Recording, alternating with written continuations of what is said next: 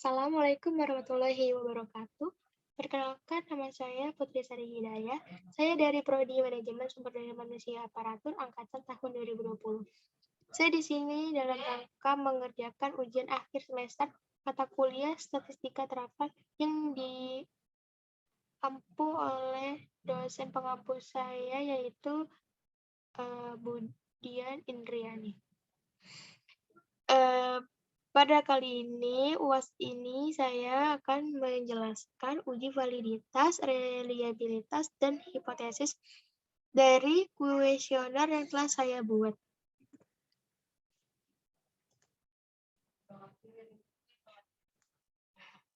Baik, di sini kita akan langsung menjelaskan validitas. Ghazali tahun 2009 menyatakan bahwa uji validitas digunakan untuk mengukur sah atau valid tidaknya suatu kuesioner. Suatu kuesioner dikatakan valid jika pertanyaan pada kuesioner mampu untuk mengungkapkan suatu yang akan diukur oleh kuesioner tersebut. Jadi, kuesioner itu dinyatakan valid jika seluruh pertanyaan dalam kuesioner tersebut secara statistik dinyatakan valid. Dengan kata lain, tidak ada satupun pertanyaan yang secara statistik dinyatakan tidak valid. Kemudian uji validitas instrumen yang saya lakukan itu, terlebih dahulu saya membagikan kuesioner pada 32 orang responden yang saya pilih secara acak. Hasil dari pengumpulan kuesioner tersebut akan saya olah dan analisis untuk kepentingan uji validitas. Sebelum kita melakukan uji validitas, harus diketahui bagaimana cara membaca R-tabel, lalu ditentukan dulu nilai degree of freedom dan taraf signifikannya. Nilai degree of freedom tersebut dapat diperoleh dengan rumus N-2, di mana N adalah jumlah atau sampel yang telah kita dapatkan dari responden tersebut dikurang dengan 2. Jadi, responden saya kan ada 32, sampel saya ada 32, maka dikurangin 2, hasilnya 30. Selanjutnya, perhatikan nih di tabel ini, itu ada 30 kan nih di bawah sini, ini 30 nih. Lalu signifikannya itu adalah 0,05. 0,05-nya ada di sini. Tarik, seret, dapat nih yang paling bawah, yaitu 0,349370. Ini adalah R-tabelnya. Selanjutnya, untuk mendapatkan uji validitasnya, langsung saja kita praktikkan di SPSS-nya.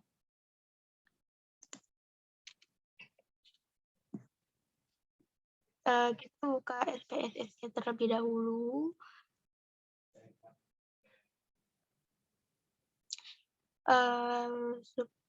Supaya teman-teman tahu nih gimana sih cara menggunakan SPSS. Di sini kan ada variabel view. Saya akan masukkan X1, X2, X3, X4. Total X Y1, Y2,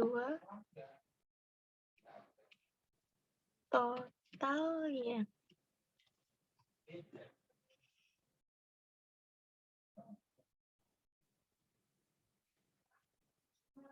Selanjutnya desimalnya diganti 0.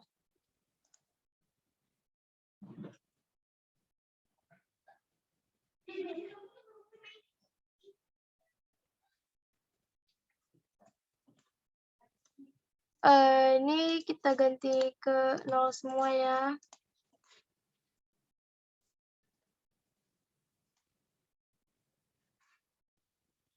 Ininya kita ganti jadi 4, 7, 4,7. Diklik add 3,7.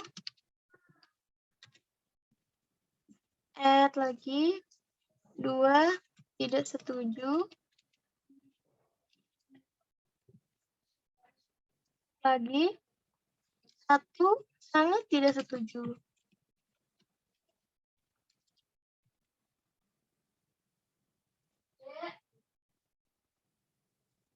Kemudian ini kita copy aja, di bawahnya di paste.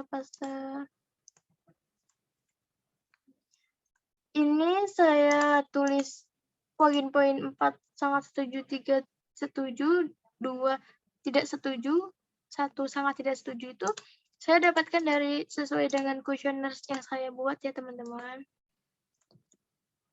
Nih, selanjutnya itu kita harus mengcopy data hasil dari kuesioner saya. Berikut hasil kuesioner saya.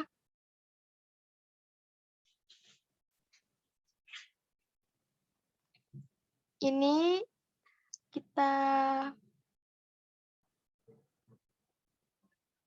blok, lalu kita copy salin, lalu kita kembali ke SPSS. Tadi kan kita ada di variabel view, kita akan pindah ke data view. Sebelumnya ini kita ubah ini dulu, scale, lupa saya.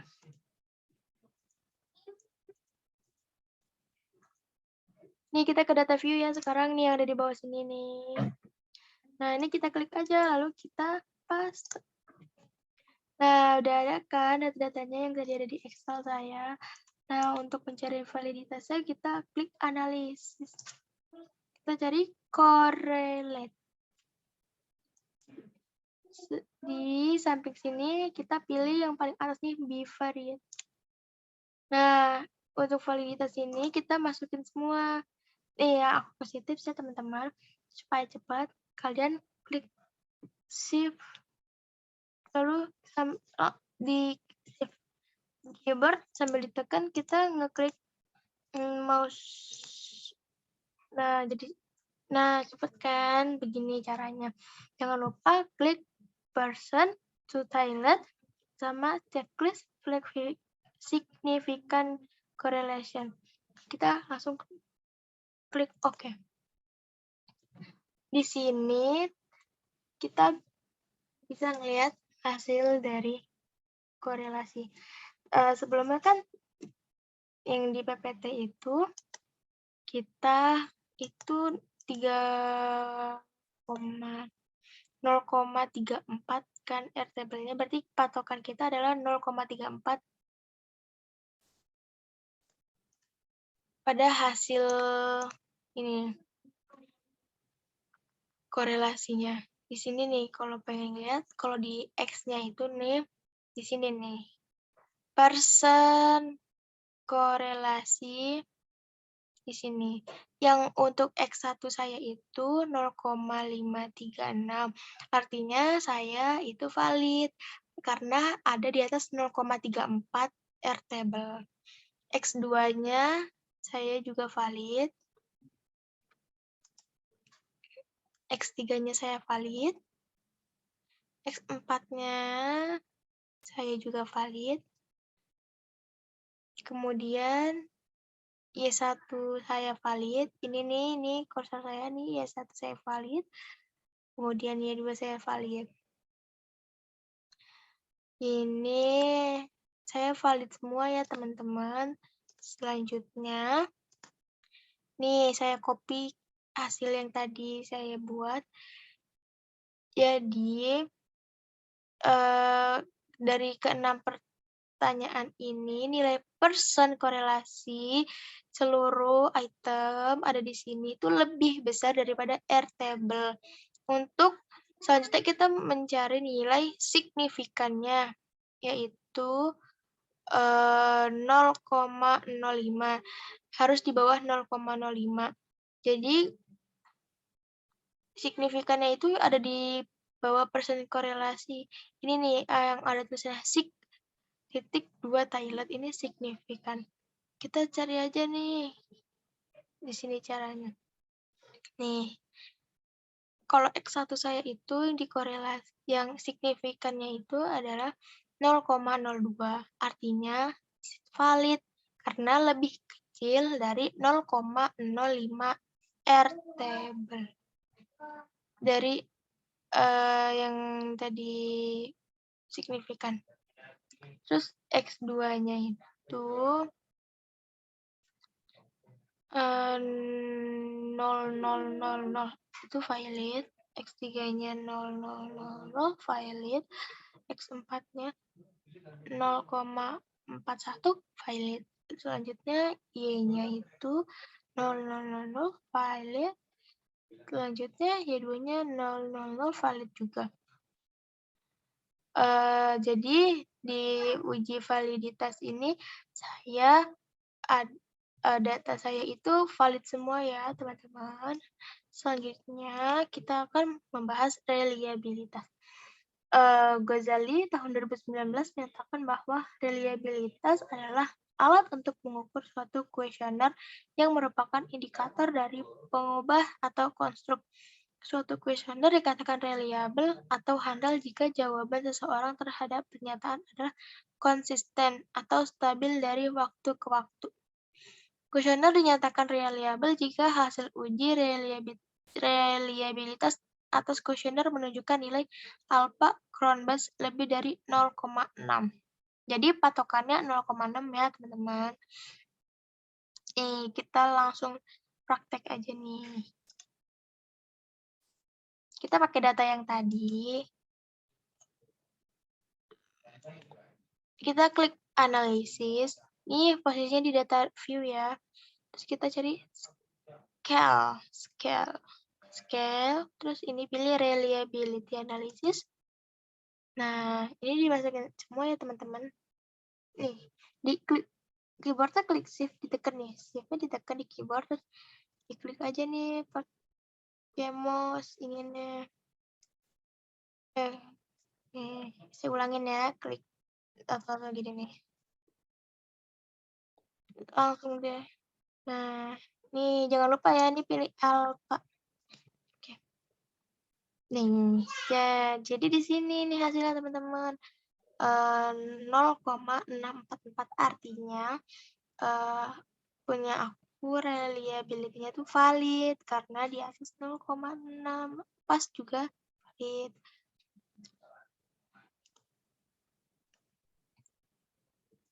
Nah, nih aku masukin ke sini ke dalam PPT. Nilai alpha Cronbachs-nya pas pada 0,6. Dengan demikian diputuskan bahwa instrumen reliable. Sekali lagi, data yang saya buat ini reliable. Kemudian ada hipotesis. Hipotesis menurut Kerlingers 1973, hipotesis merupakan pernyataan dugaan hubungan antara dua variabel atau lebih. Hipotesis merupakan hasil sementara atas pertanyaan di penelitian tentang pengaruh variabel bebas atau independen variabel terhadap variabel terikat atau dependent variabel. Jadi gini pertanyaannya teman-teman, apakah ada pengaruh keinginan terhadap keputusan belanja di online shop? Jadi ini tuh judul kuesioner aku. Misalnya jawabannya HK itu terdapat hubungan. Jadi ada hubungannya. Kalau H0, HO itu tidak ada pengaruh keinginan terhadap keputusan belanja di online. Jadi ini pertanyaan dan ini jawabannya. Kita akan mencari tahu langsung di prakteknya. Kita pertama buka SPSS baru ya.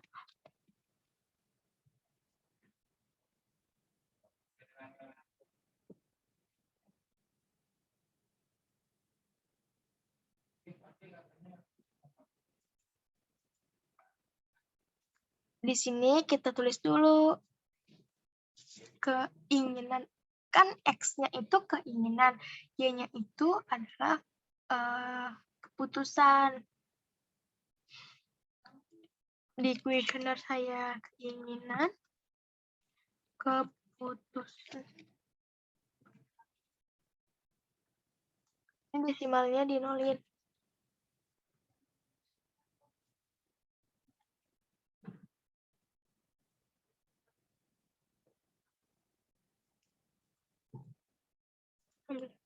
Labelnya itu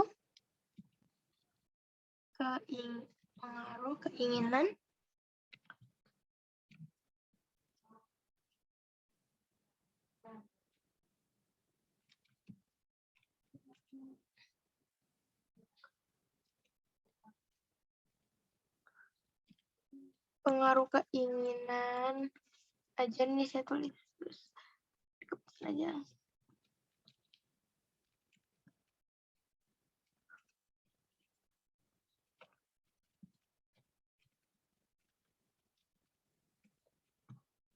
Online shop. Ini dirubah scales. Valuasinya tadi juga diisi ya, kayak tadi teman-teman ya. 4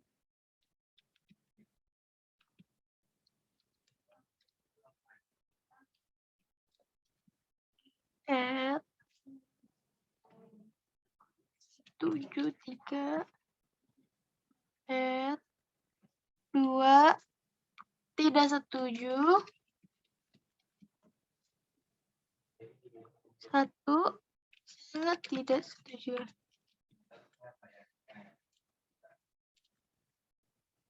Lagi di copy aja nih biar cepat teman-teman.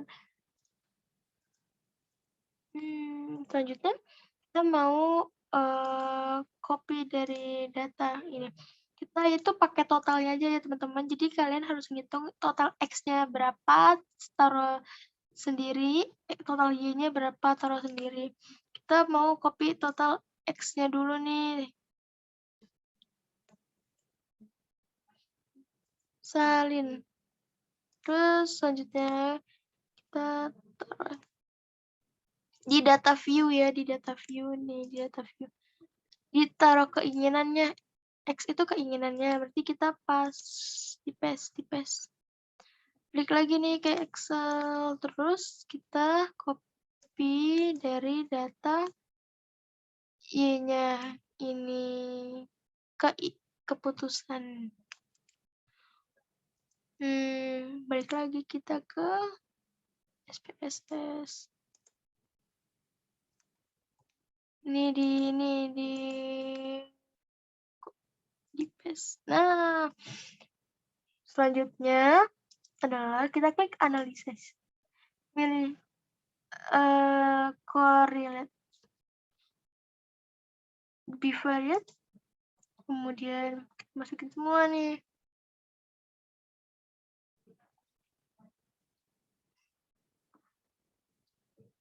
Jangan lupa ya klik person tuh tanya. Oke. Nih, jadi ini hasilnya. Ini aku pindahin ke ini ya, ke PPT hasil ininya nih.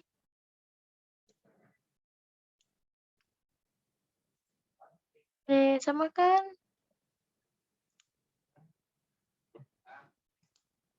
Sama kan?